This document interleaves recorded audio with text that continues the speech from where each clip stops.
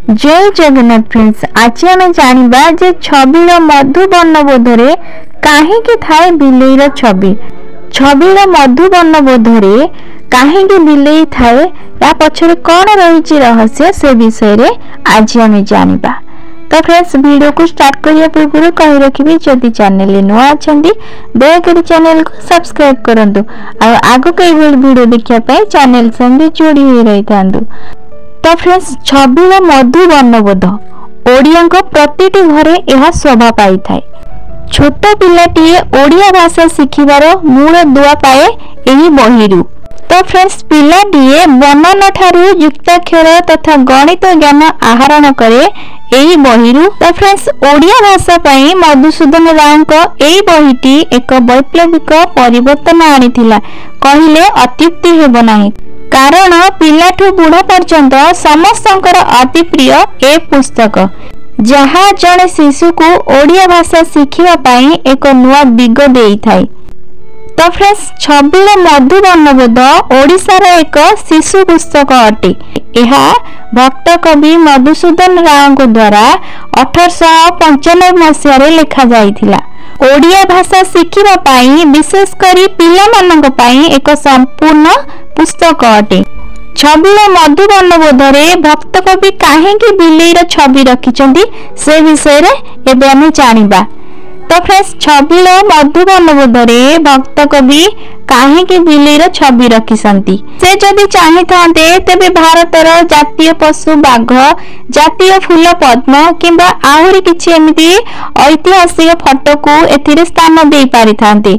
कहीं भक्त कवि बिलेईर छवि रखिछंती।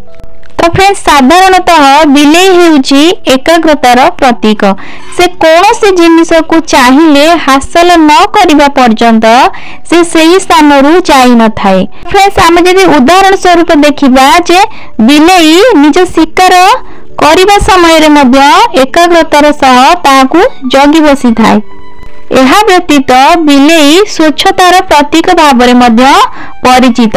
मलत्याग परे से निज मलमूत्र को बाली दे घोड़े दे थाए बा ढांकी दे थाए, जहाँ को लक्ष्य करी पिला माने मध्य स्वच्छ समृद्ध तथा निरोग रही अध्ययन करंतु और समाज पाई प्रतिष्ठित हुअंतु।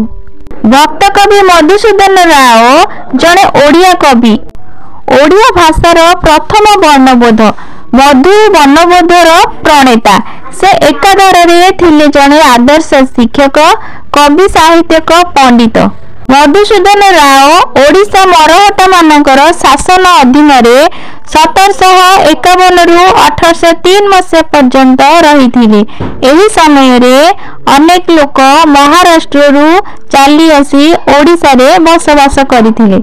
मधुसूदन रावकर पूर्वपुरुष महाराष्ट्र रे ही रहुथिले। तो फ्रेंड्स मधुसूदन रावकर रचना खूब सरल और सुबोध ओडिया रे लिखा। मधुसूदन राव ओडिया भाषा रे प्रथम वर्णबोध रचना करथिले जहाँ मधु वर्णबोध नाम रे जणा। तो फ्रेंड्स आशा करी जे आज वीडियो आपण मानकु नियति भाव में भल लगी। जदि वीडियो भल लगी नियति भाव में लाइक, शेयर एंड सब्सक्राइब करने जमा भी भूलिबेनी। आपण थरे कहि रखिबे जदि चैनल नुआ अछंती दयाकोरी चैनल को सब्सक्राइब करंतु। तो फ्रेंड्स आज वीडियो एतिकी रहिनी। जय श्री राम।